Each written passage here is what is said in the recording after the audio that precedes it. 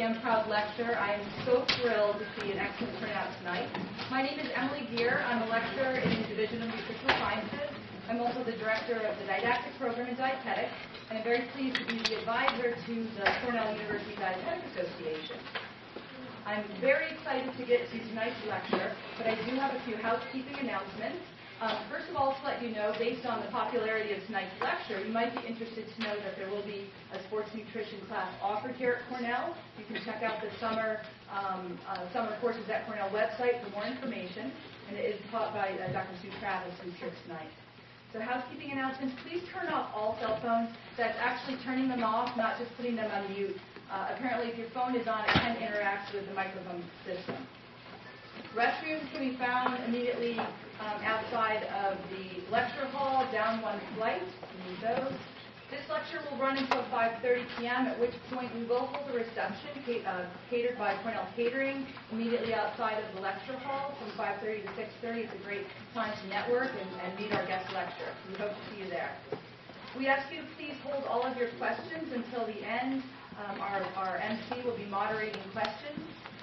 And we do have microphones on the desk that can be accessed at that time. We've turned them off for now.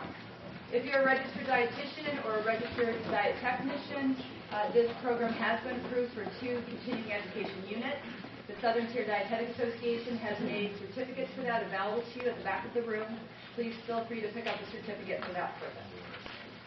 Today's lecture would not have been possible without the generosity of Professor Emerita Dorothy M. Proud.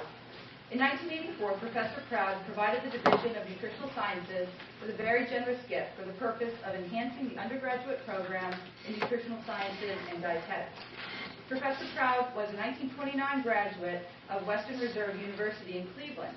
She attended the dietetic internship at the Mayo Clinic in Rochester, Minnesota, where she was awarded a Mayo Foundation Fellowship to work with Dr. C.J. Baborka to test the effectiveness of the ketogenic diet to control epilepsy. She earned her master's degree from the University of Minnesota in 1931. She returned to Western Reserve for 1 year to teach food and nutrition. She then joined the staff of the University Hospitals of Cleveland, where she was assistant administrative dietitian and director of the dietetic internship for 10 years. In 1942, she came to Cornell to fill the new position of specialist in institution management in the New York State Cooperative Extension Service. She held this position until her retirement in 1969. The dietitians and nutritionists whose careers were touched by Dorothy Proud received a legacy of professional excellence. She expected superior standards of personal and professional accomplishment from students and colleagues. She provided the leadership to accomplish these goals through her example and with the quality of her work and high ethical standards. Professor Proud passed away in 1995, but her legacy continues through the Dorothy M. Proud Lectureship and the speakers the lectureship attracts. Past speakers have included Anita Owen, Mary Abbott Hess, and Cornell graduate and trustee Ronnie Chernoff, all of whom are past presidents of the American Dietetic Association, as well as John Alexander, former president of the Seaboard Group here in Ithaca, and Ellie Krieger, a James Beard Award-winning author and host of the Food Network's Healthy Appetite. We are so pleased to add today's speaker to this list of outstanding nutrition professionals. To carry out Professor Proud's vision has also required an incredible amount of work by the undergraduate student organization known as CUDA. Their volunteer efforts and dedication to inviting and organizing a high-quality lecture and experience undoubtedly would have pleased Professor Proud greatly. I would like to take a moment and ask all of our CUDA leadership to please stand and receive our appreciation. Courtney Smith, who's our CUDA president, Isabel Weber, who is our vice president, Jamie Cohen, our secretary, and Michelle O'Brien, our treasurer.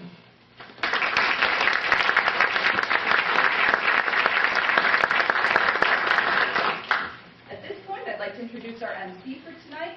Courtney Smith is a senior in nutritional sciences, and she's completing the dietetics program here at Cornell. She was recently named as one of ADA's outstanding dietetic students. Courtney's from Key Largo, Florida. She's an avid runner and a vegetarian gourmet with a knack for recipe development, as I experienced firsthand. She'll be attending a dietetic internship at Vanderbilt University Medical Center after graduation. Courtney's been involved with CUDA for the past 3 years. She's currently serving as our president. Please welcome Courtney to introduce our guest lecturer.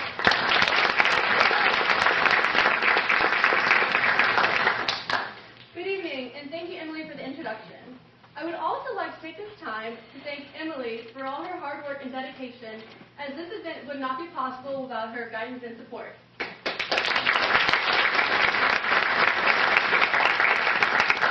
CUDA has been busy planning this event all year, and we are very excited to see it all come together. When deciding on a lecture topic for this year's program, we discovered an overwhelming student interest in the field of sports nutrition. This field has become quite popular as more and more are realizing the importance of nutrition in athletic performance. Many nutrition majors are also involved in athletics, as nutrition and exercise go hand in hand. This lecture topic has also resulted in a very diverse audience this evening. We are very happy to welcome students and faculty of the Division of Nutritional Sciences, as well as varsity athletes and coaches, as well as members of the Southern Tier Dietetic Association and Cornell Wellness. I would now like to introduce this year's Dorothy Proud Lecturer, Mrs. Leslie Bonsi. Leslie is one of the country's most recognized sports dietitians. Currently, she is the Director of the Sports Medicine Nutrition for the Department of Orthopedic Surgery and the Center of Sports Medicine at the University of Pittsburgh Medical Center. Also, she is an adjunct assistant instructor in the pediatrics industry at the University of Pittsburgh School of Dental Medicine, and also serves on the faculty of Pittsburgh Sports Medicine Fellowship Training Program. Ms. Bonsi is a registered dietitian and a board-certified specialist in sports dietetics and a Pennsylvania licensed dietitian nutritionist with a Bachelor's of Science degree in biopsychology from Vassar College and a master's degree in public health from the University of Pittsburgh. Now, please join me in welcoming this year's Dorothy Proud speaker, Ms. Leslie Bonsi.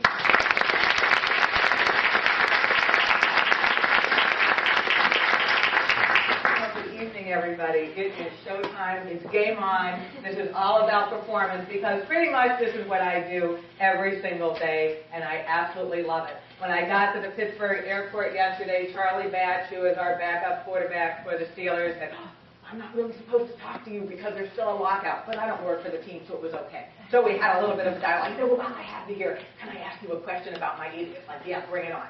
So we're talking about performance eating tonight because, to me, this is one of the things that I say to my athletes each and every day. But it is more than just being an athlete. We all perform all of the time. And the second part of this title, how good can you get doing it right? Why would I say that? Because I work with a lot of professional, elite athletes who sometimes think they are doing everything the way they should do.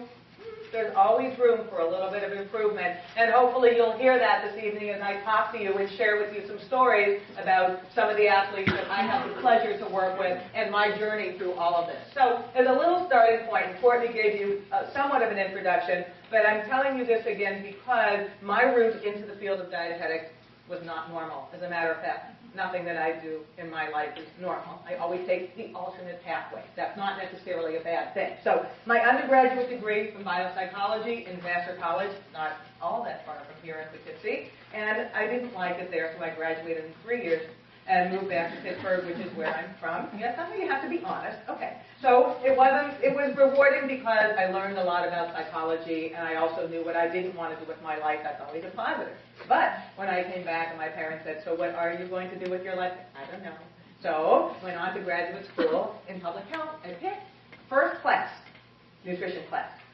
This is what I want to do with my life. At least I found that out sooner than later. That's not a bad thing. So I managed to finish in 2 years. I worked full-time. I did a graduate degree. I took the undergraduate credits to become registered to be a dietitian, and then went out into the world, at which point there were no jobs in Pittsburgh. Right? So my first job was at Wheeling Hospital, Wheeling, West Virginia. I think I was hired because I went to Vassar. Supposedly, the director of the department was very excited about that. But the co-directors were marathoners, and you had to run with them to meet with them. So that's a good thing. I'm a marathoner. That helped. That was a good thing to learn how to do that. But as we're doing this and having this dialogue and realizing if we're really trying to get people to a better state of health, it is that beautiful marriage of what happens with what you put into your mouth as well as what you expend. And so the seed was planted for me to be able to start to work in this field. I worked in Wheeling for a couple of years. We moved back to Pittsburgh. I called the University of Pittsburgh Athletic Department and said, you want somebody to work with your athletes? And amazingly, they said, okay. It's like, oh, shoot, now what do I do? Well, all right, I learned sports dietetics, and the journey has continued through that, and we'll talk about that a little bit. So in addition to doing those types of things of working with athletes at all levels, it's 54 high schools. It's probably right now 7 colleges within the Pittsburgh region. It is all the professional teams in the city of Pittsburgh, as well as the Pittsburgh Ballet. And my office is an N of 1. There is nobody else but me, so I don't sleep. There's a way that it is. But I also do have a life out of that. I am a daughter. My parents are both very, very viable and living and ready to move out of their house. And I told them, you can't move into our house. We don't have any room. And I am a wife, and I am a mother as well. And my older son is going to Cornell Weill. He is just finishing his 3rd year of medical school.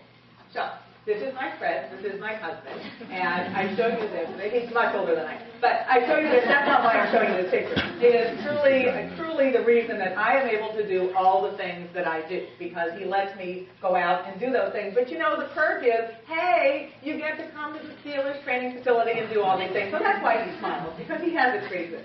All right. These are my children. My older one is Gregory. Carrie is my younger one. This was after the Super Bowl in Detroit. So it's also a pretty nice perk to know that your mom takes you to all these pretty cool places. You know, not such a nice outcome this year in Dallas, but you know what? That's because Ben Roethlisberger is colorblind. He thought he was throwing to the black and gold. It was the green and gold. Who knew?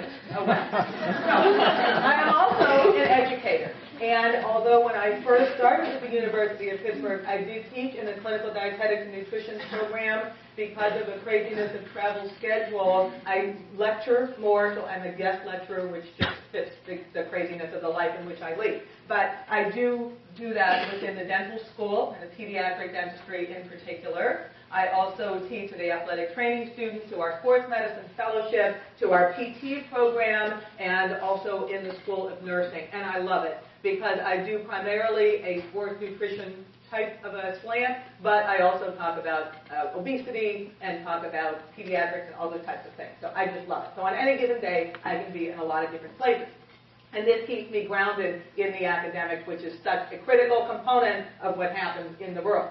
Well, I do a lot of things with media as well. I had the opportunity to be a spokesperson for the American Dietetic Association for 8 years, and as busy as that was, I'm probably busier now with media. As a matter of fact, I got a couple of quotes today on ABC News, because I got a call yesterday from somebody saying, would you like to comment on Kate Middleton's rapid weight loss in the past couple of months? You know, who wouldn't be pressured? For heaven's sakes, it's royalty. How difficult can that be? So nonetheless, they did put a couple of comments there. I write a weekly blog for Runner's World called Ask the Sports Dietitian, and unfortunately it isn't always weekly, and I base that upon questions that I get from people who email that to me. I do some things for WebMD as well. Locally, I have a weekly spot on our Pittsburgh CBS affiliate called The Winning Place. And I picked that name because I use that name for a lot of talks, and it isn't always sports nutrition related, but it really is quite a lot of fun. And actually was on Dr. Oz last week, so that was kind of cool as well to do that. Not with a sports nutrition focus, but a weight management focus. I've done a lot of radio, love being on the sports shows. Ooh, that's fun. You talk sport any given day. I can tell you I will dialogue about any sport out there. By that point, my husband is already in another country saying, it's enough already, can we talk about something else? And in newspapers and magazines. And the nice thing about that is people love sport. In any given way they want to hear it. And so to be able to marry that, let's talk about sport and let's talk about nutrition. And so as we think about the summertime, what's something that athletes need to know? They need to think about hydration. They need to think about pre-preparing for their fall sport. When we think about the Kentucky Derby coming up, what are all these jockeys doing? Nothing good from a sports nutrition perspective. Let me tell you, it's more what they're not eating at any given point in time. When we think about upcoming Olympics, there's so many stories out there to tell that then become applicable to the public at large. So it is a message that is just not pertinent to athletes. And let me just branch beyond that to say we're not just dialoguing about athletes. It's active people. There are a lot of people that are more active now than they have been, even though we have an obesity crisis. There are a lot of people that are more active because they don't have jobs, and they actually have time to do something physical. The numbers for the Boston Marathon, for the Pittsburgh Marathon, for all these marathons, they're cutting it off earlier because there are more people out there training. that is a good problem to have. But if somebody's going to be more physically active, you need to have the knowledge on the other side. Nutritionally, what needs to go into the body to allow a body to perform at the maximum. I also do a lot of writing, and this is why I don't sleep. So I can do these things at night when I'm not sleeping. Is I write a lot. I've written for magazines, and I've also written a couple of books. I did one for the American Dietetic Association in 2003, The Guide to Better Digestion. I wanted to call it Gut Reaction. The ADA said no. Oh, well. So I also will be known as Digestive Diva or GI Jane. And I am an editor for many different publications. So this was the one that actually came out in 2009, and I wrote it specifically for high school and collegiate coaches because not every university has a sports dietitian there. And because it is something that is such a critical component of optimizing performance, there was a void to be filled. I did.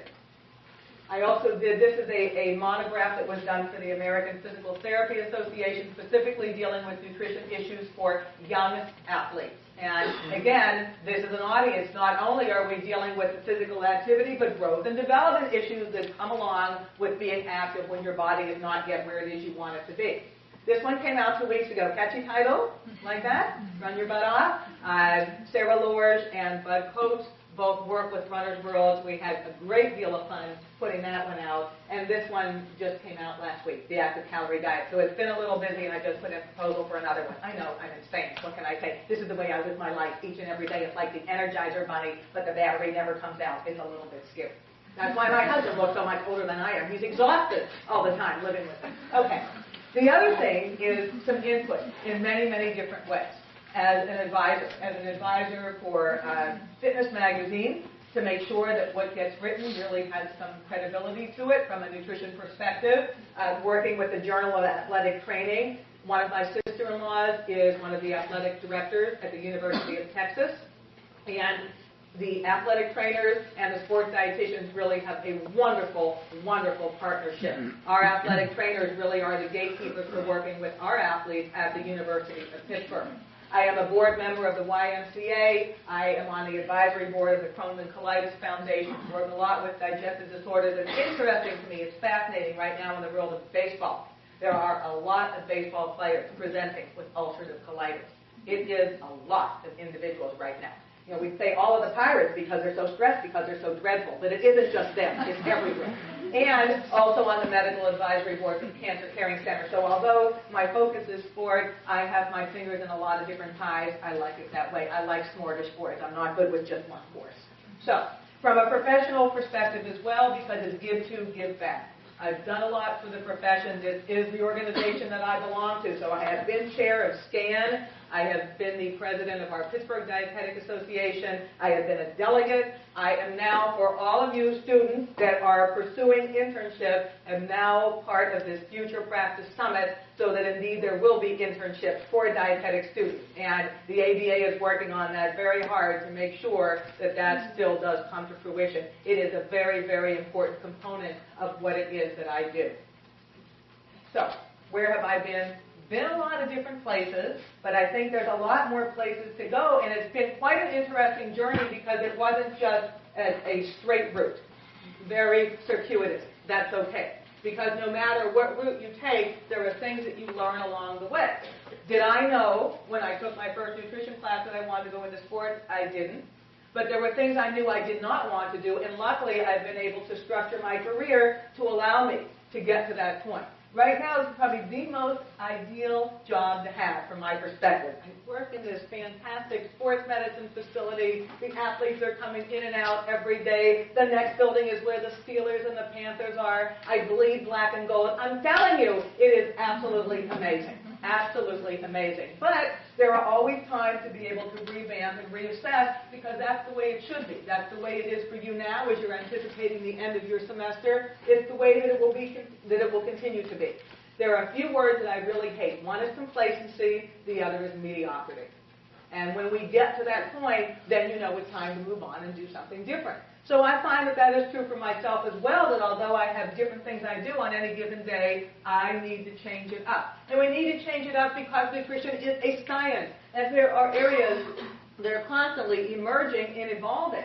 And so to be able to be on top, to be one step ahead of my athletes, I need to challenge myself mentally each and every day. So, what do I do from a professional perspective? This, if there is football this year, will be my 18th season with the Pittsburgh Steelers. It is just too incredibly cool for words to do that. So how on earth did that come about? Students will say, I want to do what you do. All right, that wasn't the first thing I did. I graduated with a degree. I knocked on the door of the Rooneys and said, hello, hire me. No, it didn't work that way. When Coach Cowher was hired by the Pittsburgh Steelers in 1992, he brought with him an athletic trainer and a strength coach, both of whom had had an opportunity to be at Penn State and work with Dr. Chris Clark. And they said to Coach Cowher, we would like you to find a sports dietitian. Are you okay with that? And he said, find somebody. One of the athletic trainers at the University of Pittsburgh was a former student of John Norway, our athletic trainer for the Steelers. He called and said, do you know anybody? I said, well, we have this crazy woman who's working with our team. He said, okay. So they sent Eric Green to see me. Eric Green is now no longer playing football. But at the time, he came to see me in my office. He's 6'8". He hit his head on the door jamb walking in the door. I said, great, he's going to have a concussion already. This is going to be a disaster. And he sat down and started to tell me about his eating. You know, I'm eating buckets of fried chicken a day. I'm doing this, I'm doing that. And we were able to compromise on making some changes to his eating. After working with him for a couple of months, Mr. Rooney called, the owner of the Steelers, and he said, you're hired. The first person I called was my father because I always go to football games with my dad. It has been so incredibly fun to be involved with this team over the years. When I went to my first training table, what do I see at lunchtime?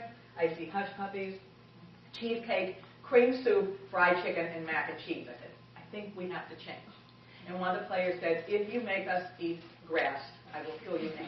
That will not happen. That will not happen. And we continuously evolve it and change it around all the time. My rookies come in every year. We cook. It's Pittsburgh. We don't do Iron Chef. We do Steel Chef. They all cook. We go to the grocery store. If there's a need for a personal chef, we do all those types of things. I'm telling you what, ladies and gentlemen, I am waiting for the call from Dancing with the Stars, because if Hines is on that show, damn it, they need a sports dietitian to be there to make sure that everybody's fed appropriately. And even if there is no football, and if there is, just you wait when the Steelers march out on the field, doing a little samba. It'll be wonderful if that happens. I also worked with the Browns for one season, this past season. They had a new strength coach who called and said, we want you to work with us. I did. I only did it when Coach Tomlin said, it's okay for you to do so, because I wasn't going to do it otherwise. And it's a very different dynamic. Winning teams, losers. And so it wasn't a good thing. It just was not a good thing. And now, because they're in the football at the moment, they don't have anybody working with them. I'm very spoiled. I never, never will forsake my black and gold again. I know where it is that I belong. I work with baseball, 3 teams.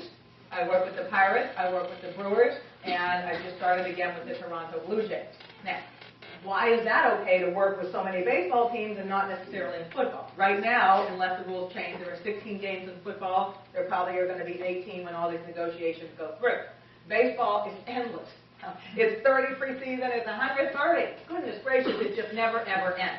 So nutrition is not that much of an edge as a proprietary thing, and there are more teams than not that actually have a sports dietitian that works with them. For us, however, the Pirates and the Brewers are actually in the same division, so it's a little awkward. I usually will not see the Brewers when they come in town to play the Pirates, because that's not fair. But I don't poison their food either. I mean, I won't do that. So, we make it work appropriately, and then with the Blue Jays. And I also work with our Pens, who unfortunately did not have, I mean, they're done, one and done, but when your star player has a concussion that sidelined him since January, it's a little scary, and maybe time for rules to change. So those are my professional teams. I also advise in general to the WNBA and talk with the rookies every year, and we'll go and meet with those teams. Think about this, the salary in the WNBA. Most of those women who play make $30,000 a year. That is not what they get in the NBA. Enormous differences in what it is that athletes are paid, but it's wonderful to have that involvement. I'm a big acronym user, so when I talk to the WNBA, what does that stand for me? Women nourishing their bodies appropriately. That's what it is. And that's what we talk about, because quite frankly, basketball is not an easy sport. Of all the sports listed here, baseball, really don't expend a lot of energy. One of the major changes I will tell you that we've made in baseball, and maybe it's translated to the fact that the Pirates aren't so bad right now in baseball, because it's always been very supplement focused. Everybody taking everything. If a little is good, taking the entire bottle and more. Well, now you can't necessarily do that because of all the laws in place within the MLB. Thank you, Barry Bonds, for making that happen. He actually was a Pirate, and he had a normal-sized head. So let me tell you, he did not look like that when he played for the Pittsburgh Pirates. But the fact of the matter is that energy drinks and all those types of things are very, very, very prevalent in baseball, more so than other types of sports. We've made a lot of changes. It's allowed. So it's not just a take it away. It's move it around. So the Red Bull is in the very, very, very back of every cooler for a reason. You got to pull everything out if you want it. Guys aren't using it as much. What happens if you're using a lot of those energy drinks and you're playing all this crazy schedule of game and it's translating to you're not sleeping well? Is that going to affect the performance? Absolutely it is.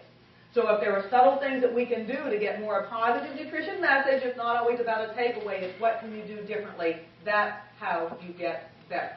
And those are some of the things that I want to dialogue with you about. So, it's a little bit hard to see. This was actually from Cooking Light magazine. That was the football from the win against Seattle. And kind of very fun to do that. We shot that out on Heinz Field, the football field. You can see the goalpost in the back. This was Super Bowl #2. This was the one in Tampa. Gregory and Terry are a little bit older there, still smiling because, hey, their mom gets to take them to really cool places. That was a good thing. I don't have pictures from the last one because we were very upset at the end.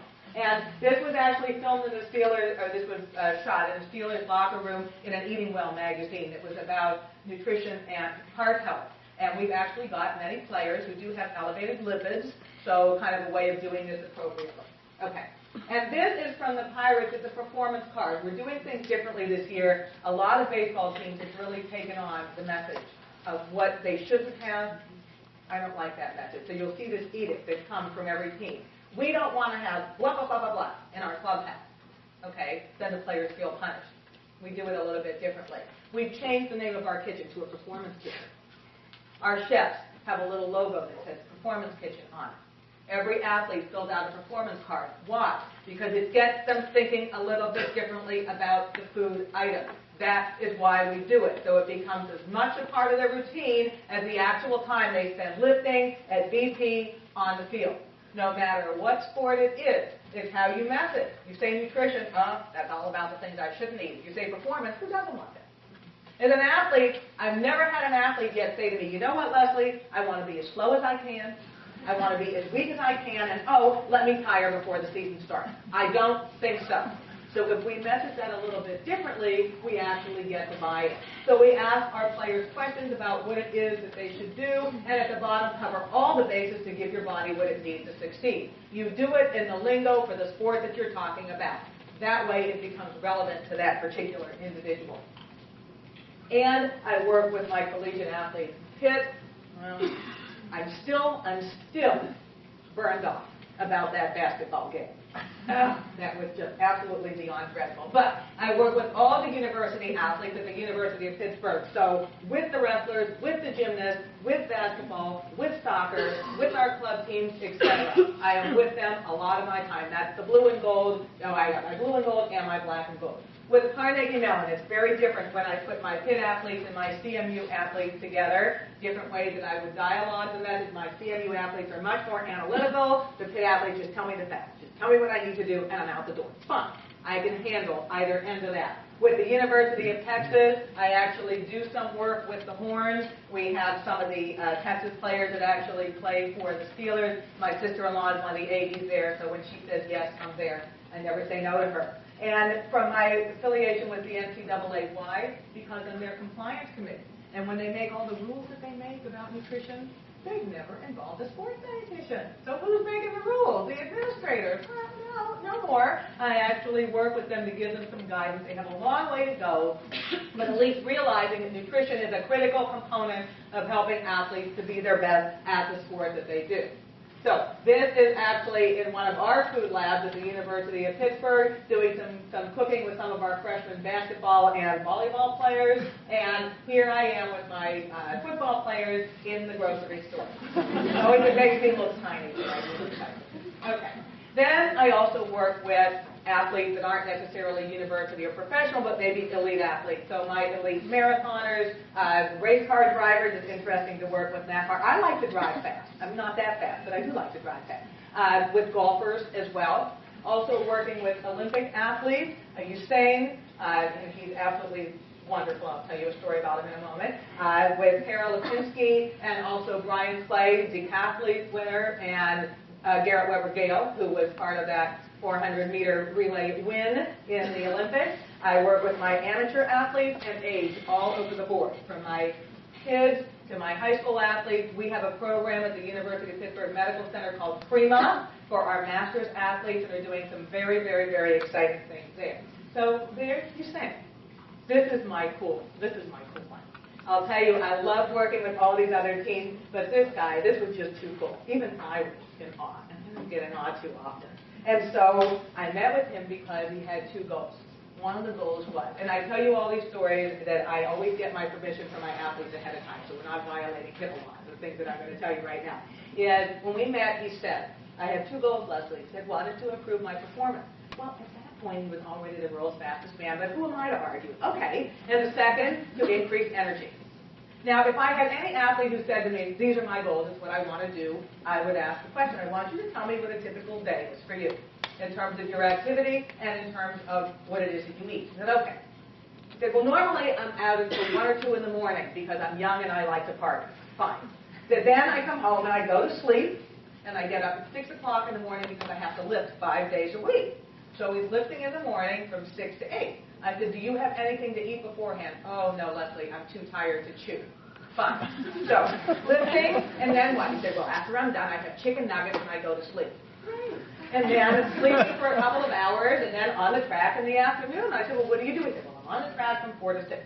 Do you have anything to eat ahead of time? He said, Leslie, normally I don't, but if I have anything, it's Skittles, but only the ones in the blue bag, not the red bag. And that's not every day.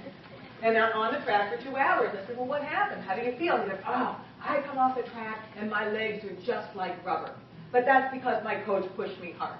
I think there might be another explanation, but what do I know? I said, well, what do you do when you come off the track? Well, my coach gives me a protein shake, but I don't really like it, so I take a few sips and throw it up. Nice. And then what? Chicken nuggets and pasta. Now, this is the diet of the world's fastest man. I'm listening to all of this and thinking to myself, if you tell him to eat a salad and he becomes the world's slowest man, you have to live with that. So what I said to him was, imagine what the potential is. How good could you be doing it right? We know already how good he is. There is no doubt. He's been the world's fastest man. I mean, the talent is there. So it's the kind of what you might not be doing that might make you better. That's the hook in the bite. Now, has he given up the chicken nuggets? He's not. Does he still have the Skittles? Yes, but we also are doing a better job with hydration, doing a better job of having something free consistently, as well as changing what he's doing post. That was a little bit of tweaking. Even though there are people who I really would love to overhaul their diet. In this case, this is 99% genetics and talent. It's exactly what this is. Making changes in his eating are probably at the level that he's at, not going to make a huge difference in terms of his performance. For somebody who is an amateur athlete, it might be a little bit more so, but still there is that buy-in in a positive way. And so as you're thinking about this, and those of you who are already in sport, or those of you who think you might want to work in this area, think about that particular sentence. How good could you be doing it right? That might apply to the athlete who says, I'm restricting my eating because I don't like the way my body looks, and I want my thighs to be a different size, or I want my behind to be smaller. For heaven's sake, you can't see your ass anyways. What difference does it really make? Seriously. This is the reality of what goes on, so we really try and frame it in the positive. Okay, so what is sports nutrition not? It is not 9 to 5. No way. When I have students say to me, I want to do what you do, and I want to work 40 hours a week. I don't know what 40 hours a week looks like because I haven't done that in a really long time, but that's just me because I like to do everything. It's also not 9 to 5 because I have athletes who practice at 6 in the morning. I have athletes who come off the field at 9:30 at night. So we don't work within a 9 to 5. It's not necessarily glamorous. Why is that? Because who gets paid the money? It's not me, it's the athletes. It's all about them all the time. So you have to kind of like stand off to the side and do that kind of stuff. It is that way. I mean, it's fun to do it, but it really isn't all that glamorous. And it is never, never easy, but that's okay, because none of you in this room, hopefully none of us in general, just want to take the easy way out. We want to challenge ourselves. So if that's what it isn't, then what is? It is hard work. but that's okay. You're all used to it. You've been doing it for the years that you've been here at Cornell, and those of you who are athletes on top of it, you know what it is to challenge yourself physically as well as academically each and every day. And that's what it should be. Not only a challenge, but constantly fluctuating and changing in a positive way. And it is tremendously gratifying. It is. That when I have an athlete who is able to improve his or her performance because of some of the things that they've done, and to be able to take a little bit of credit for that. I've always joked with some of my athletes, and I joked with Usain. I said, you know what? If your times go down in the 2012 Olympics, you better wear a jersey that says "Time by Leslie." I want it to be there. That just talking about the fact that these things make a difference. Garrett Weber-Gale, the year that he won, as part of that relay with Michael Phelps, I got a text message from him after we had worked together for a year. I never met him face-to-face. We did this all. Text, email. Because he was following a program with a nutritionist that had him doing this ridiculous thing with his eating. It was like 1 week white foods, 1 week green foods. I mean, it was beyond insane. And a lot of supplements. And so I said to him, I don't really need to do it that way anymore. That is the gratifying thing. To see when somebody's standing on the podium with that medal and say, you had a little bit of a role to play in that, there's the reward. So, one of my other acronyms, and I use this always when I'm talking to athletes, is SHOP. Safeguard, Health, Optimize, Performance. I am a health professional. It is my goal every day to make sure that I am safeguarding the health of my athletes, which means that if I have an athlete who's asking me about a particular supplement, I'm going to make sure that that supplement is not going to cause any harm whatsoever, whether that harm would result in a suspension or some GI issue or some headache issue or whatever the case might be. My athletes, on the other hand, hear the op part of it. Optimize performance. That's what I want to do. And that doesn't always require major changes to what one is doing. It might be the timing. It might be the quantity, or perhaps it actually is. What is on the plate, or what is in the bowl, or what is in the glass for that particular individual. For all of you in this room, and for everybody that I work with, we measure performance in many, many different ways. We measure it academically. All right? Many of you in this room probably have stellar GPAs. What's your eating GPA like? Wow, F. Okay, well, that's not good. We may have to bring that one up a little bit. We look at athletic performance. We look at mental performance. We look at physical performance. And again, I don't think anybody doesn't really want to suck at that. That's not your goal. You want to optimize it all the time. So, these are questions that I hear very often from my athletes, whether they're the high school level, the professional, the elite. How can I prevent fatigue?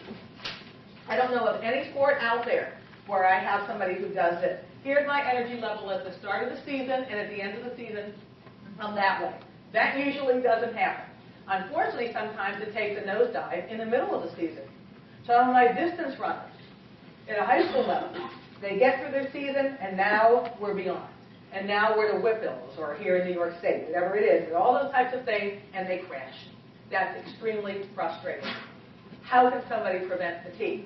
Or how can I increase mass and decrease body fat? I want to do both. My athletes that say to me, I want to be 0% body fat. I'm sorry, you would be dead. Not an option. But they want to know how to do this appropriately.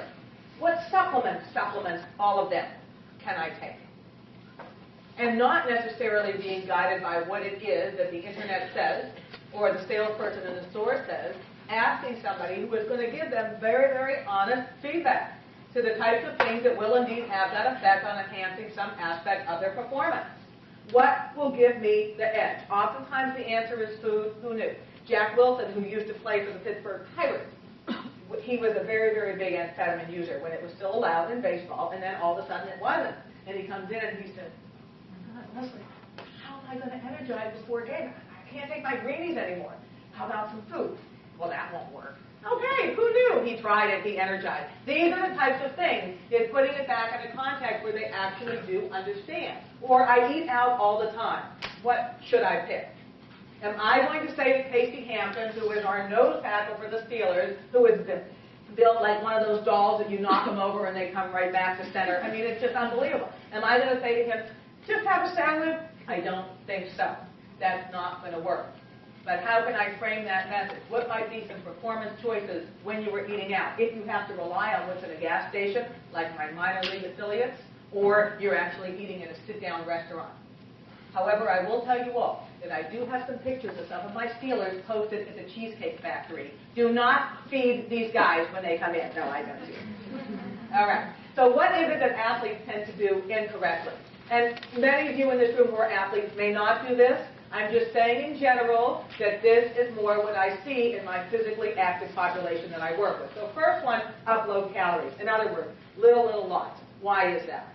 Well, that's the time you actually have to eat. As a student athlete, you're busy during the day. Not only do you have to go to practice, you have to go to classes. Well, that's kind of critically important. You have to study. You've got to figure out all these things. You're juggling it all simultaneously, and then by the time you get to eat, it's late in the day. Unfortunately, if somebody is getting the majority of their calories in late in the day and their physical activity is earlier in the day, does that translate to fatigue? It does. Secondly, too much or too little food or fluid. You don't get points in either direction in a positive way if you're not hitting it right. And every person that I work with is going to have their individual requirements, not just in what the numbers say, it's the practical application. We can all read in sport nutrition text, you need X amount of this and that per hour, but everybody's gut is different. What works for one person is absolutely awful for the other. On this blog that I do for Runner's World, I will have people write in with questions and say, I trained for a marathon and I gained 20 pounds. How could that happen? Like, well, number one, you ran to Starbucks after it had a Frappuccino and a scone the size of an SUV tire. That was the problem. You actually ate more than you expended. Or people, when they're running and they're kind of doing this little smorgasbord thing, I got a gel, I got a block, I got a cube, I got a sport drink. For heaven's sake, if you're consuming 400 calories per hour, you're taking in a lot more than you're ingesting. But it is the same problem the other way of not necessarily having enough. Third, it is the focus only on post-exercise eating, not prior. That is a problem. We really have to do both sides of the equation. Waiting too long to replete post-exercise, too little sleep. Now, that's not necessarily a nutrition thing, but we know it can have very, very significant nutrition and health consequences as a result of being inadequately rested. Inadequate sodium. This is a big, big challenge of the moment because the dietary guidelines, as they recommend, the sodium needs to continue to come down, and many food industries have made a change in a positive direction to bring down the sodium. But for people who are not on their behind all day long, who actually do sweat, whose sodium losses may be higher than somebody who is sedentary, it might mean that they're not getting enough in. Coupled with the fact that my athletes in particular do hear the message about fluid. That is not a new message for them to hear. But if somebody says, I'm doing water exclusively, I'm keeping my sodium intake to a minimum, oh, and by the way, I am a salty sweater, that could be a recipe for a disaster. So there are times where we really need to be able to tweak it to what is appropriate for that individual, which is why it is not one size fits all. It might be incorrect choices around the time of exercise. An example, lots of stories. I talk a lot to high school and middle school kids, and there will be mothers in the audience. And sometimes I do think that a sport drink is warranted. That being said, everybody, believe me, I don't think anybody should be sitting with a sport drink when they're in a class. It's not necessary. Oh, I'm on my computer at night. Fingertips do not require you to have a sport drink. Not necessary. It's about physical activity. And so the parents will say, yeah, but it has sugar in it. Listen to it, I shouldn't do it. How about a Capri Sun Sport instead? Why is that better? That's a fruit drink with the word sport slapped on it. I don't think so. Or I'll just do a vitamin water. Well, number one, it's awfully expensive, and number two, there's no sodium in it. So that might not be the most appropriate choice for an individual who is a salty sweater. Or I had an athlete a couple of weeks ago complaining of major gastrointestinal distress. See, I hear everything that nobody else hears. I know everybody's bowel habits. You know, they never tell the orthopedic surgeon, but Leslie gets to hear it all. Oh my God, you could just blow out the competition. But nonetheless, in this particular athlete who was saying, I'm having all this abdominal distension, really feel uncomfortable. And I asked him what he was using. I said, was it his eating? Eating okay, but he showed me the bar that he was using. And one of the bars that he was using, low carb, he wanted more protein, but it also had a lot of sugar alcohols in it, and he was taking 3 a day.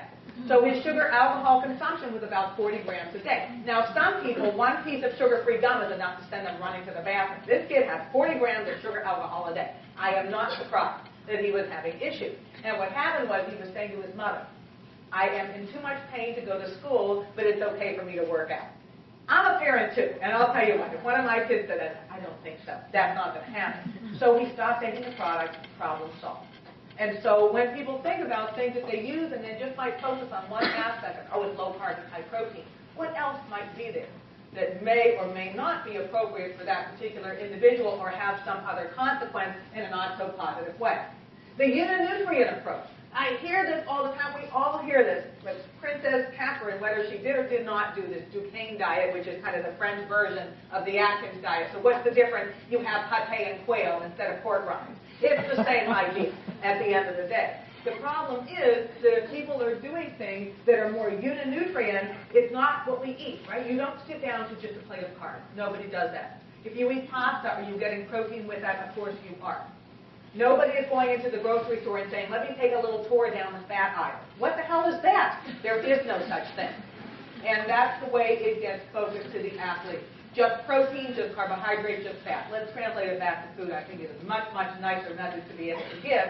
And for many active individuals, fueling and hydration is not a priority because they're trying to juggle too many balls simultaneously, or it's not around. It's kind of the VA commercial. Should have done it because it wasn't there. And if it is there, it's easier. One of the best things I always think about running a marathon is you don't have to carry the fluids. Could somebody hand it to you on the course? How not? Not when you're training. And I am a very, very skeptical individual. I know there's a lot of runners who plant their bottles. I would worry that somebody might pee in it or spit in it or something else. I'm not taking a chance. I need to have it with me, or I need somebody handing me the cup where I know where it is that that fluid is coming from. So these are all the things that become challenges for athletes. So thinking about the problems that are there, and fatigue in particular, because this is the main one. Even for somebody who's a recreational athlete or somebody that says, I just want to become more fit, fatigue goes along with pushing a body hard. And now I'm talking more physical fatigue and not just the mental fatigue. So what might be the contributors to that from a nutrition perspective? It might be because somebody is inadequately nourished. It might be because somebody is inadequately hydrated. It might be because somebody has low iron levels. It might be because somebody is not necessarily having food before they start. So the nice thing is there's always ways to correct that. It doesn't require a lot of money. It might be the very simple exercise of, oh, hand to mouth. You actually need to put something into your body before you ask your body to be physically active. For other individuals, the message is not always less is more. You have to eat the right amount for your body. And for some people, they're going to need more than others. If we have to correct a deficiency because somebody has inadequate iron stores, we will do so. But we're also going to think about the food applications of that, not just looking at a supplement per se. All right? If somebody has muscle cramps, this is a huge issue for a lot of my athletes. Not this past summer in Pittsburgh, and I don't know what the weather was like here in Ithaca, but the summer before. It was a very, very cool and ugly summer for us. 50 degrees most of the summer, even for training camp. Very unusual. And all of a sudden, it spiked to 90. And all of these athletes were like hot off the sweating more because they weren't sweating so much. They weren't drinking as much because it was cool during the summer. Sweating more, drinking more water, not necessarily getting in appropriate amounts of sodium. And a lot of the messages out there to athletes in general, if you have a muscle cramp, number one, drink more fluid. Well, that doesn't always help if you already are hydrated. You can still have a muscle cramp. Or consume a lot of potassium. Potassium losses in the sweat are pretty minimal. Sodium losses are 4 times what potassium losses are. So the need for sodium is actually higher. Yes, I will have athletes that say to me, oh, salt will make you fat. How many calories are there in salt? That would be 0. That is not the problem. It might be something else of what is the salt on. If you eat a potato chip, it's the calories in the chip. It has nothing to do with the salt that is there. So that message needs to change for physically active individuals. For my athletes that are salty sweaters, and I'll just say that for those of you in this room that are very active, because I personally am one, is noticing that when you exercise and your sweat burns your eyes, or you might notice that it tastes like the ocean in your mouth. What is that? It's salt. Or that somebody finishes exercising, there's like this crusty stuff all over them. Or my baseball players take off their cap and it's white on the inside. Or it must be dandruff. That's not dandruff. It doesn't streak like that. That's flex. It's not that. That's salt loss. And so if that describes you, then you really need to make sure that you do a far better job of having adequate salt. in your diet. If that is in the form of salt added to food, that's that exercise at the table, salt shaker. If somebody says, I'm adding some soy sauce, I'm adding some soup, at the University of Texas they use honey-flavored pickle juice, but it's Texas, what can I tell you? They're insane there. Any kinds of things that somebody does to add the sodium in can really do a very good job of decreasing the likelihood of muscle cramp. All right, what about that inability to gain mass? I'm not stereotyping, I'm just saying this after all the years of working with all these athletes. I eat all the time. Well, no, they're not. When they eat, they might eat a lot, but it's once or twice a day. You're not going to put mass on. If you do that, it's not going to happen. And it's more than just gaining mass. It's about gaining lean mass. That is my goal. I don't have to send somebody into a GNC to find the product. I can actually have them open up the refrigerator and do a really good job. How about some eggs? How about some milk? How about some yogurt? How about some chicken? How about some turkey? How about some tuna? How about some edamame if somebody's not going to do something that is animal-based? I can get adequate protein into them. But it has to be the consistency of eating, and just a challenge is that when somebody's trying to put mass on, everybody kind of has the upper limit of food they can tolerate. It's very, very difficult to double your caloric intake in the course of the day when that's not what you're used to doing. So we play hide the calories. How do you do that? Well, if somebody says, I have a bowl of Fruit Loops, I always tell them that he's not counting as a fruit. It's F-R-O-O-T, not F-R-U-I-T. But nonetheless, if somebody says, I have a bowl of Fruit Loops, it's like eating colored air, right? There's not a lot of calories in it. It's a puppy cereal. So if we do half a bowl of Fruit Loops and we add some granola to it, I can quadruple the calories in that bowl. But it doesn't seem like a bigger volume. That's the challenge. That's how I make it work when somebody is trying to put some mass on. And we do it slowly. I am not going to see somebody gain 5 to 7 pounds in a week that is pure muscle. It's not going to happen unless they're taking something illegal. And, not over my body. I'm not all about that. We're going to do it the right way. All right? What about that inability to lose fat? Well, oftentimes it's because my athletes are meal skipping. Why? Because it makes sense. Well, I just won't eat, and therefore I will burn fat. Some very recent research suggesting you should exercise on empty because you'll burn more fat. What fat are you burning? The skeletal muscle fat. Fat within the skeletal muscle, not the subcutaneous fat. That is probably not necessarily what most people are trying to do when they want to burn fat. You're not really thinking about that. And if somebody is skipping meals, what usually happens, they're making up for it. On the other side, shoveling the food in late at night. That doesn't work. Or if somebody says, I'm trying to decrease my body fat, I will reduce my fat intake. I will restrict it. Now, I happen to enjoy the taste of food because I think it's really important to do so, and I think I would hope that everybody in this room would say the same thing.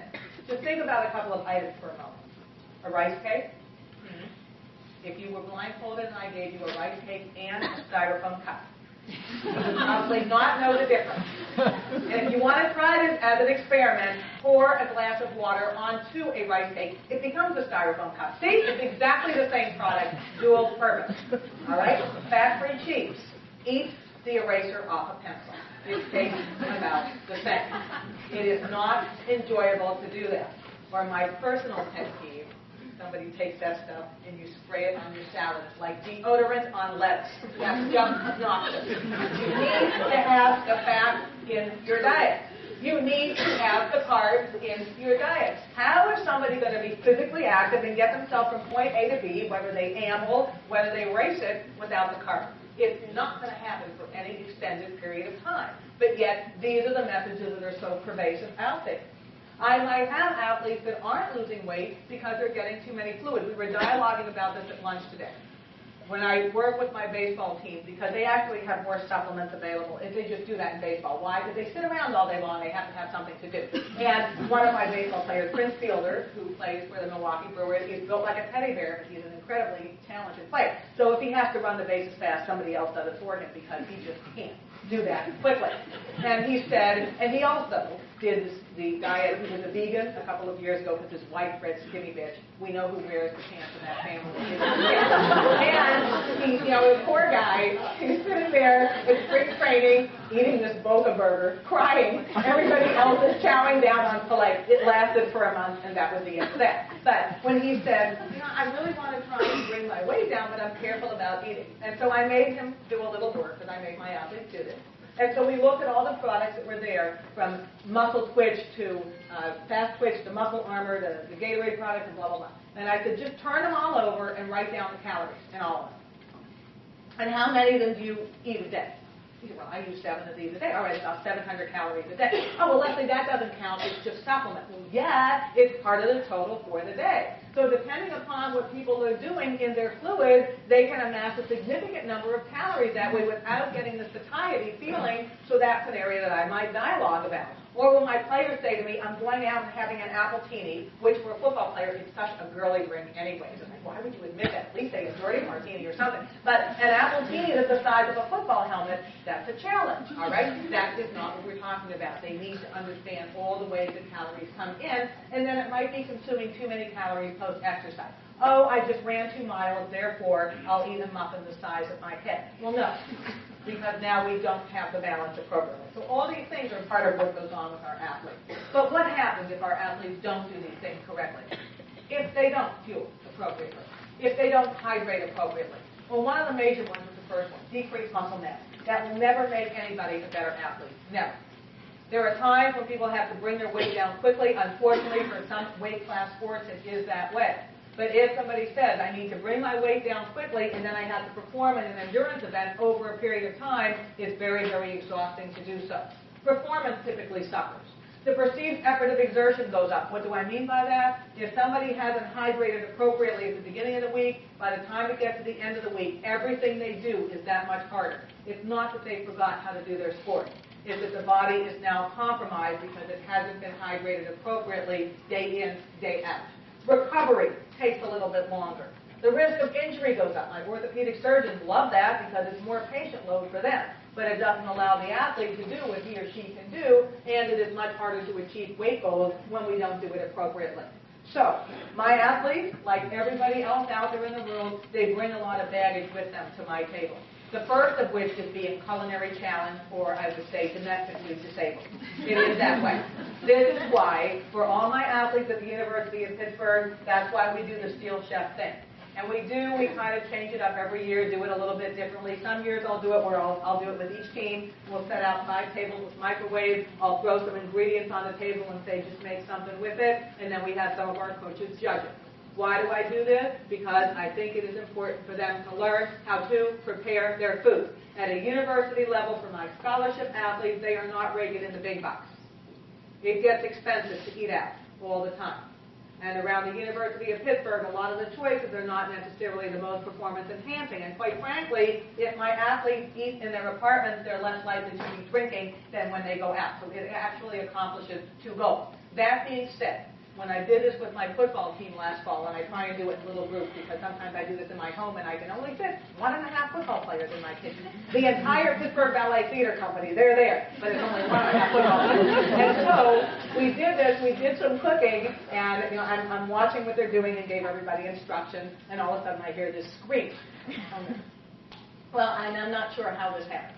But one of my football players using a manual can opener. Managed to get his finger caught under this and kind of went over. And so now the blood is spurting out. Oh, is that tomato sauce in the chili? I don't think so. It's blood. Don't anybody eat it. And so we're running and trying to take care of this. This is what I'm telling you. Culinary challenge, domestically disabled. So now we all know how to use can openers, or more importantly, I buy Pop, so it's less of a liability. Okay.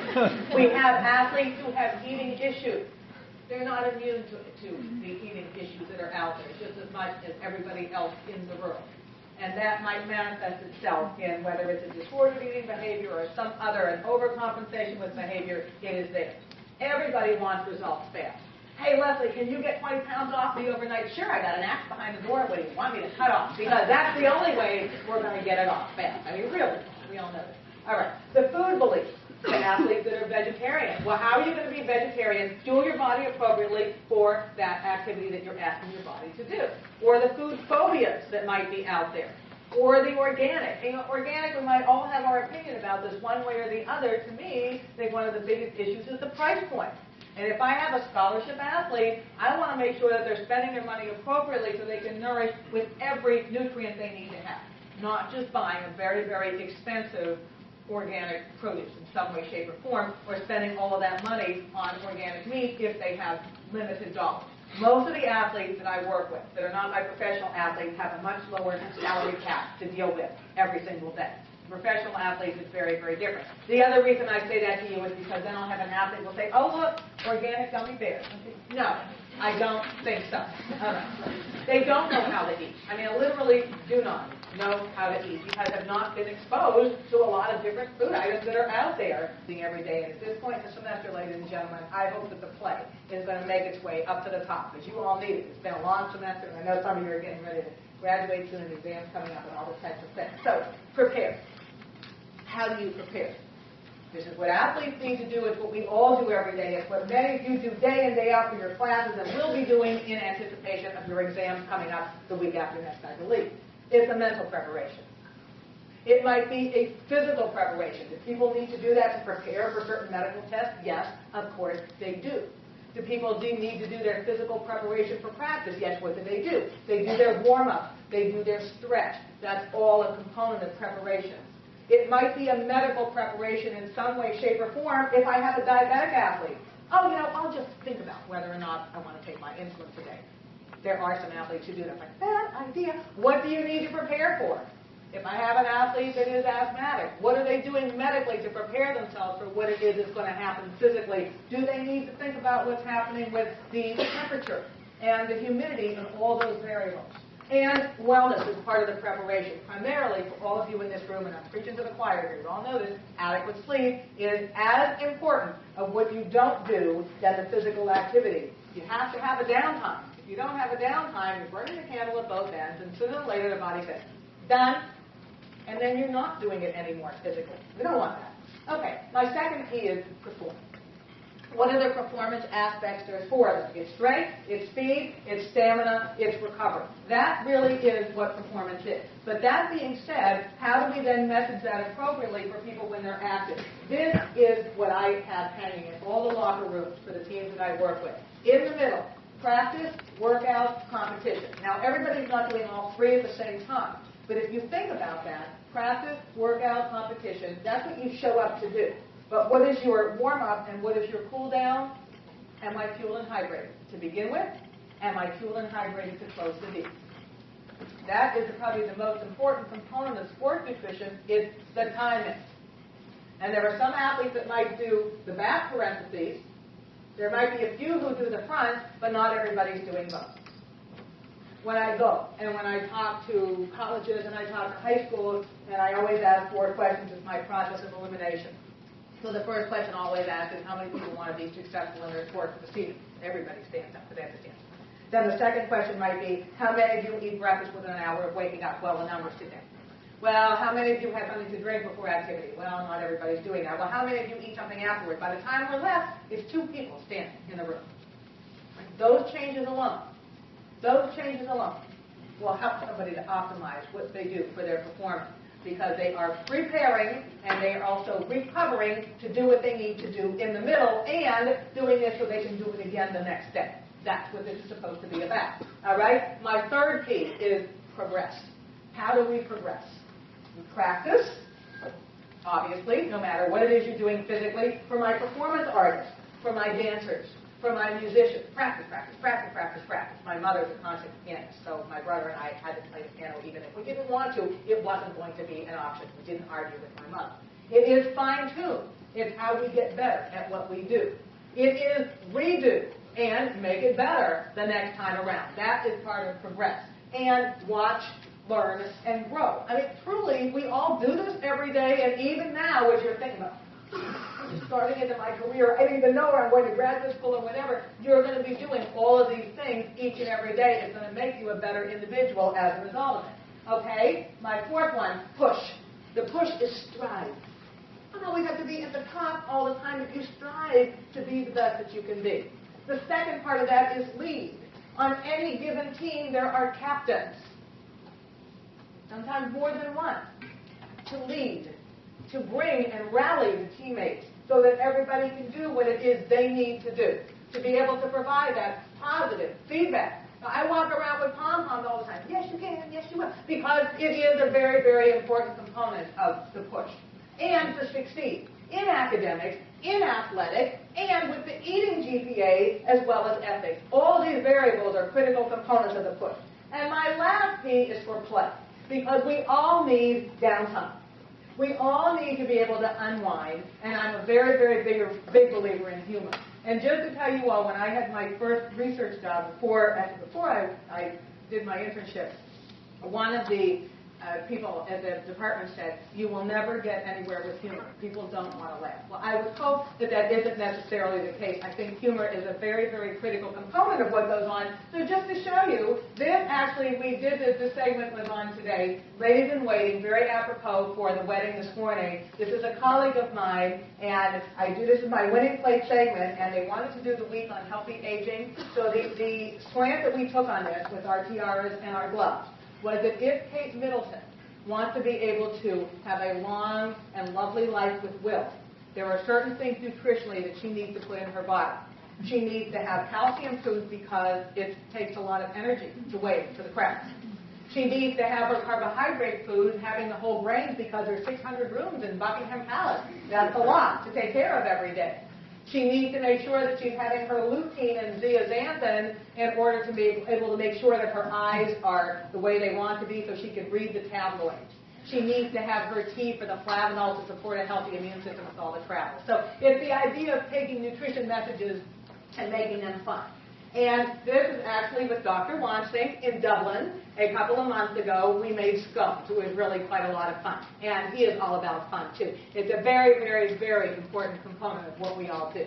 Okay, so what does it take to do these things? Sweat equity. If you're an athlete, you know sweat.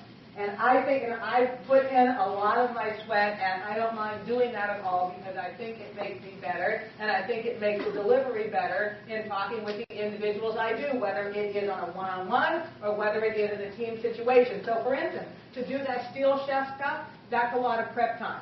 To figure out what we're going to serve, to get the room set up, to go out and buy the food, to put the menus together. But I do it because my athletes are enjoying it, and I think that they're learning something out of that process. Second one is creativity. I really like to think out of the box because I talk with some of my teams every year. You know, if you're a senior and you've already heard this 4 times, you're not going to hear it the same way 4 times from me. Always going to make it a little bit different. Try and bring something new in and do it in a very creative way. It's very important to be flexible. For instance, with the Steelers, first time I talked to the team and Coach Cowher said, "You'll have 20 minutes." Right before I was ready to talk, he said, "Oh, 5 minutes. That's it." Hey, you can make that work. No problem, because sometimes you have to be, especially in this room. Talking to the wrestling team, well, we had this room set up, but you're in the locker room. Nice. Okay, fine. We can make that work. Whatever it is. Fourth one, perseverance. Now, I am relentless sometimes, just like a little gnat.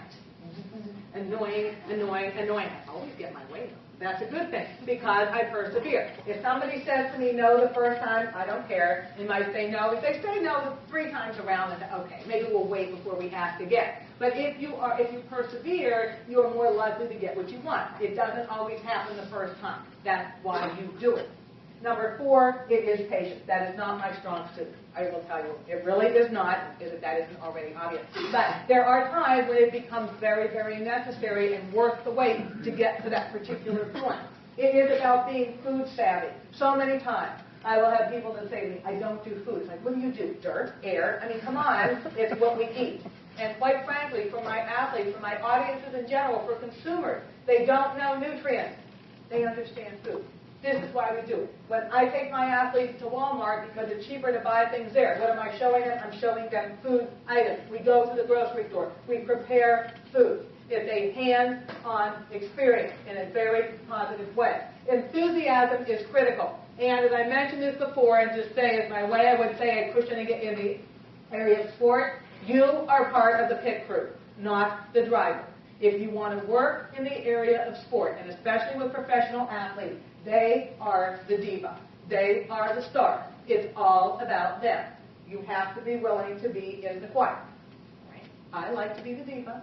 That's true. I do. But I also know when it is important to do that and let them have center stage. And part of my role is to get them there. As part of the medical staff, that is my goal, to make them the best that they can be and be able to take some reward and satisfaction in that. So, This was actually cooking with the football team. They were doing a rice noodle dish there, very hands-on. Luckily, the gloves were there because God only knows where those hands had been before they got in the noodle. And also, how you say it matters. As I mentioned to you earlier, this is not about nutrition. It's performance. It's the edge.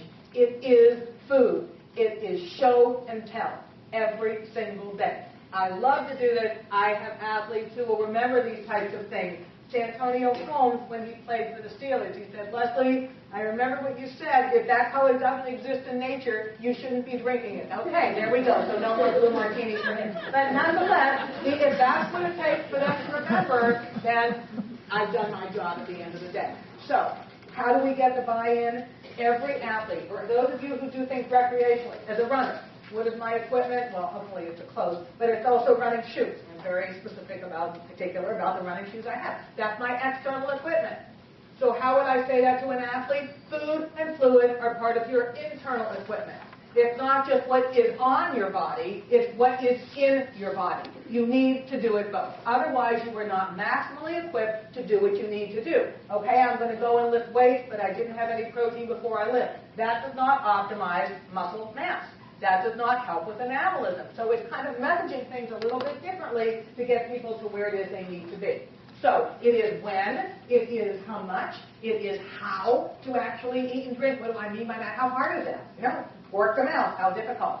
What I mean is that in some regards, particularly around hydration during exercise, gulping is preferable to sipping, because a larger volume of liquid leaves the gut more quickly, so you do a better job of hydrating during exercise. Otherwise, you have this distension that is incredibly uncomfortable. Athletes need to practice with that to make it comfortable for them. And also then the what. But notice, and I did this for a reason, it is all about the eating behaviors are actually more important for sports nutrition than the actual what they are eating. And it's harder to change those eating behaviors than it is to say, oh, swap out a bar. How hard is that? It isn't. You just buy a different bar. But if you're going to think about the timing, that's incredibly different. Well, if somebody says to me, yeah, I use a protein shake, okay? How about dividing it in half? Half before, half after you lift, instead of just after the fact. That's a timing issue. It doesn't cost a cent to do it, but it's using it in a more appropriate way to help somebody optimize their performance. So, how do I say it in ways that I think makes it relevant to athletes? For instance, if somebody wants to lose body fat without losing performance, because that's the goal. Number one, you don't skip meals. Number two, you focus on the fill factor. So, for my wrestlers that say, I've got to bring my weight down a little bit more, I really don't want to start, but nobody likes to do that when they're ready to keep the legs off the chair. It's not a very comfortable feeling to have. So how can you provide the fill factor with things that don't have a lot of calories to them, but provide some degree of fullness in the gut and also satiety over a longer period of time? Some foods with fiber, some liquid-containing foods, foods with protein, foods with fat actually do a fairly decent job of doing that. And limit the food choices that are calorically dense, but not all that satisfying. Or, even people do these 100-calorie bags of this, that, and the other, and it's just out of waste. Oh, such a little egg, like a little squirrel, nibble, nibble, nibble, all day long. Nobody feels satisfied. So when the body's actually involved in the chew, there is more satiety that comes along with that. All right, conversely, what if somebody needs to gain? So the focus on what foods that they can eat to actually increase their muscle mass. Food reps. How about that? The number of meals per day. Or push calories to pump muscles. Understand that. All right, that makes sense. That's how I can get to that outcome. And for my muscle crampers, it's not just about adequate fluid. Somebody can overhydrate and just do the water thing and be insufficient with the sodium and still have a muscle cramp. So we have to do it in a way that makes it relevant for our audiences. So I also show my plates. I do this. So this would be my game plate for the athlete who needs to be putting on some mass. And the blue and the red. The blue is the grain component of the plate. The red is the protein, and a little bit less fruit and vegetables. Oh my God, she's a dietitian. Why did she say that? Because if I have an athlete who is trying to increase mass, and given there's only so much room on a plate at any given point in time, we've got to maximize where the calories are coming from. So it's a little bit less of the fruit vegetable because that provides some fill, but there's not enough substance behind it calorically unless they're eating a bloomin' onion or something like that. Okay. The second, the weighing plate. Now, the other example for somebody who's trying to bring their weight down a little bit less contribution from the grain. It's not off the plate. Not off the plate. But it is a little bit less because calorically it might provide more calories, but not necessarily the same degree of fill over a longer period of time as do the fruits and vegetables and the protein-containing foods. And then the third plate, the maintained plate, a little bit more evenly divided. So with the Pittsburgh Pirates, with the Brewers, we haven't really done this with the Steelers. We actually had our food service come up with plates that reflected that. So you have the plate that's appropriate with the portion that it needs to be, just as a way of visually reminding them what they need to do. All about visuals is how my athletes learn. Okay, so as I wrap up here with some of the questions that I want you to think about and ask yourself, and this is not just related to this topic, this is just in general as you're getting ready for exams and those of you graduating and thinking about the summer and all those types of things. What is it that you want to do? What is your need? The thing that you just really feel that you could provide, something that hasn't been out there. There was a dietitian whose name is Wendy Jo Peterson, who combined her love of activity and the fact that she loves country music, and her website is fuelandroady.com.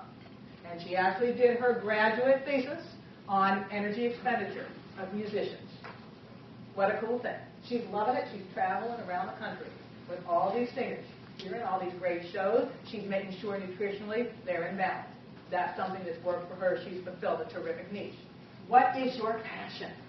Things that you just really get fired up about because that's where you really want to focus. Now, we all have things that we're not always as crazy about, but passion is important. And at the same time, what are you not that fond of?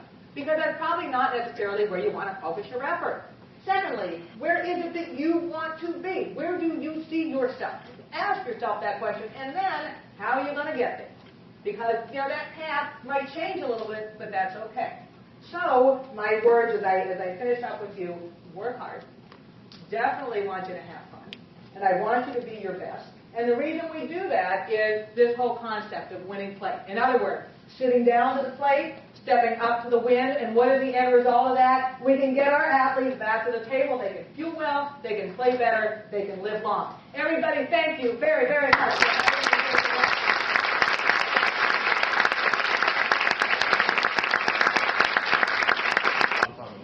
Performance while trying to lose weight on a low-carb diet. And this is kind of how Tim Ferriss just came out with another group familiar with him, the 4-Hour Body. He had a popular diet there called the slow-carb diet. Took out mostly focused on beans and high protein. Thoughts on that? I think it depends a lot upon the type of physical activity that one is doing. And if somebody is doing more of their exercise, more along the lines of strength training types of things, one can probably do okay with that because it's not that same degree of energy expenditure and energy utilization. When somebody says, I'm adding more cardio endurance type of things into the mix, it becomes increasingly difficult to do that because we really don't have the fuel substrate that the body can tap into. And, I do think that there's been, for some people, much too much of an emphasis on carbs. It is. It's hard to just eat a little bit of carbs. It is. Who's eating a little bit of pasta? Nobody does that. And bagels are now, But I also think there's room for some carbohydrate on the plate if needed another way. We'll have fruit and vegetables as a source of carbs. And so sometimes the concern is when it gets focused so much one way, we also miss out on some of the other valuable nutrients because even within the context of protein food, they're not typically that high in phytonutrients. They're just not. So then we could potentially shortchange a body even unintentionally because we're trying to limit some things, but we can't always get the full complement of those in a low carb. So maybe even with I've been a dietitian for forever. I've never had a problem with people even increasing their intake of fruit and vegetable more to help to get them where they need to, and then maybe being selective about the carbs. But kind of that look to the plate with no more than 1/4 of the plate is essential as well. I have allergies to fruits, vegetables, and nuts, and so I'm wondering how I should be eating to try to should I be taking a lot more supplements and vitamins to try to satisfy that? I'm not getting in fruits and vegetables, or what I should be doing for a more proper diet. Yeah, and that's an excellent question. And so, first of all, is because fruits and vegetables primarily not only is a source of phytonutrients, but so many vitamins, this is exactly an application where supplementing your diet for a medical reason is nutritionally it's going to be hard for you to get all your needs met just with food alone. So if you're using the supplements to provide the vitamins that would be in the fruits and vegetables, then how else you would get the calories in from that or the carbohydrates that you can't get from those food items. That might mean a reliance on a little bit more from a grain perspective to make sure that those needs are met. And many, many grain foods are fortified in some way, shape, or form, so that would be an option for you.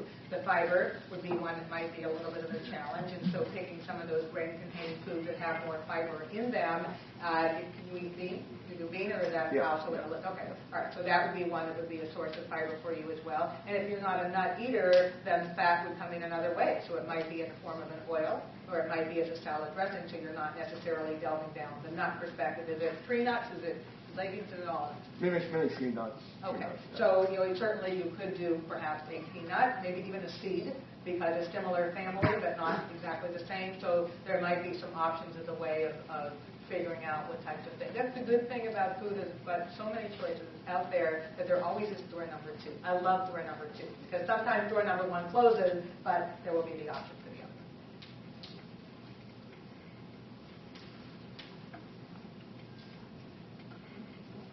Do you work with your professional athletes during season and off season, or just primarily during season? All year. Although I will tell you, it's been a little lonely over in that facility since we haven't had them around. I really do feel sorry for Green Bay. If anybody's a Green Bay fan, it's nice that they won, but it's like a plant sizzle because they haven't even had a chance to celebrate because there hasn't been football since. But typically, I do less with them in actual season time because it's out of season, and I would never have somebody significantly try and alter their body comp in season. There's too many other things they need to do. So when they're out of season is when we might work specifically, or for one of my athletes who's now no longer with the Steelers when he was diagnosed with diabetes. I mean, you can't really address that right there in the season, like, oh, hello, you just wanted to panic, get out on the field. Come on, it was a little much. So after the season was done, to really have the time to work with him on it, as well as then working with their families too. So yeah, I mean, they get little messages from me, it's tweets, it's all these kinds of things regularly, so they always know where I am. My nickname for this day, they call me Little Mama. Hey, Little Mama. So yeah, I do. There's never a day that they don't see my smiling face.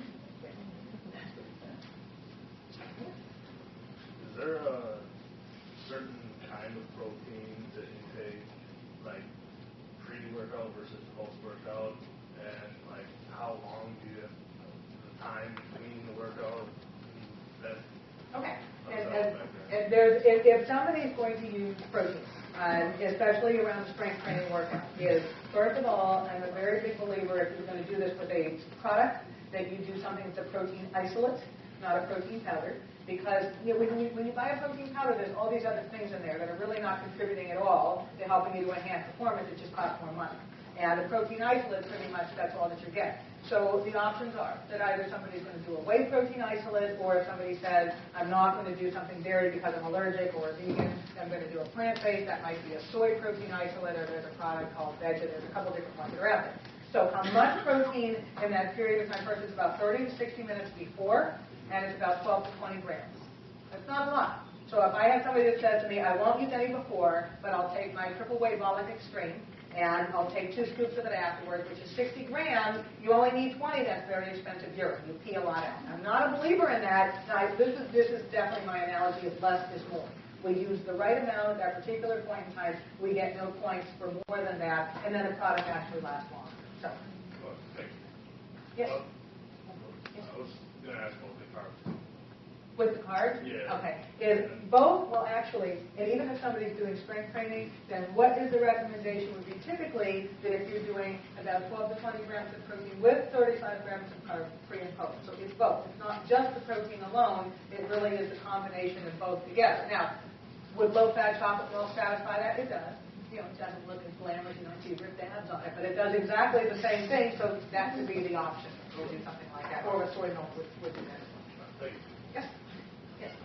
You spoke about eating periodically throughout the day, and I'm wondering about it at night too, because I'm trying to get stronger, and overnight, sometimes I'll go 12, 13, 14, 15 hours because I have brunch at 10 o'clock, and so I'll go like 15 hours without food, and I think. Okay, so in this issue, and that's an excellent question, is because we've all heard that, and in the dietetics world, I hear that from people all the time, and as soon as it's unwritten rule. No eating after 7 o'clock at night. Oh my God, you can't do that, because what is happening at 7:05? Incoming food, store on the ass. All right, that doesn't happen because your ass doesn't know what time it is. And secondly, and what happens is that if somebody says, I've been so long hours without, we still need to get the calories met, or for somebody who says, maybe I'm going to be exercising early in the morning, breakfast before bed. Having that additional meal in the evening time, the body will still utilize the calories. The only time it's going to be an issue is if somebody says, I've met my calorie needs by 7 p.m. and I continue to eat. That's an issue of excess. It's nothing to do with the timing.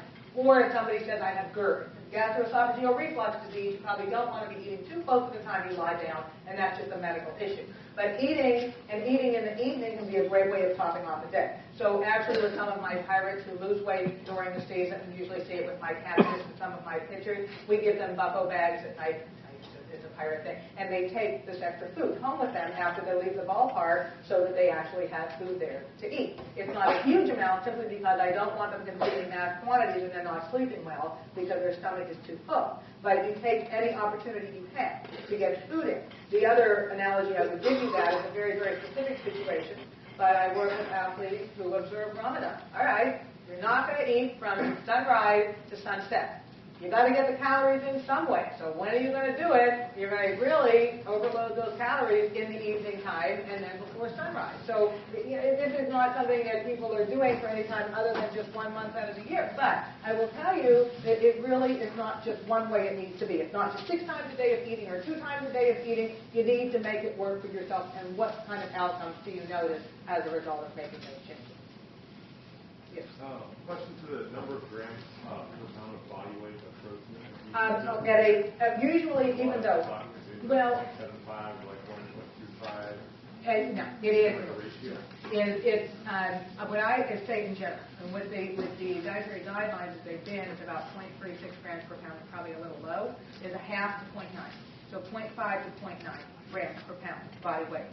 And thinking about that as an absolute upper limit, just a real quick story. No, it's like 2 points. One is one of my baseball players last year from the Brewers, and he said, Leslie, I need to talk with you. I'm really not feeling well. I said, what's wrong? And he said, well, I made some changes to my diet because my stomach's uncomfortable. I don't feel well. And he said, I read in Muscle and Fitness magazine that I'm supposed to be consuming 2 grams of protein per pound body weight. It's 2 per kilo, not 2 per pound. He weighed 200 pounds. He literally was consuming 400 grams of protein a day. So there is, how he was doing that. I no wonder he was constipated. Nothing else was in there to help anything come out. So it is 0.5 to 0.9. The other story I just want to tell you quickly, and then I'll be around during the reception, is when the Steelers, the year before they went, I could tell you Steelers story because it's my favorite to talk about. The year before they went to Detroit, Jerome Bettis, this was going to be his last year, and then he came back. And I traveled with them that year. That year, the last game of the season was in Buffalo on January 2nd. Miami, I don't think so, no, I went to Buffalo. So there I am, and on the floor with the guys like Denmark. We went down to dinner. I'm in the back of the elevator. Jerome gets on the front of the elevator with 2 enormous boxes of chicken wings. I look at him, he said, Leslie, they're not for me, I'm sharing, but I need to tell you this. It's Buffalo. This is where chicken wings originated. I'm doing research. Everybody, thank you very, very much for having me.